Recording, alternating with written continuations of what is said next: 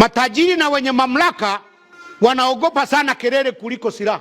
Hivi sasa tunaishi katika ulimwengu wa kutesa wengi ili kuwafurahisha wachache. Yesu aliingia Yerusalemu kubadilisha huo mfumo wa kuwatesa wengi kwa ajili ya mmoja. Akaubadilisha mfumo wa kumtesa mmoja kwa ajili ya wengi.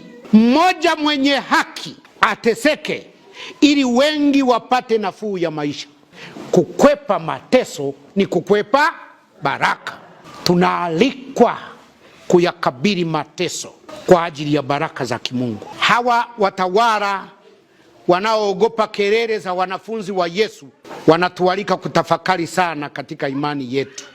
Bwana Yesu anasema kelele zitaendelea kuwepo, ila mchague nyinyi. Mnataka kelele za watu au mnataka kelele za nini?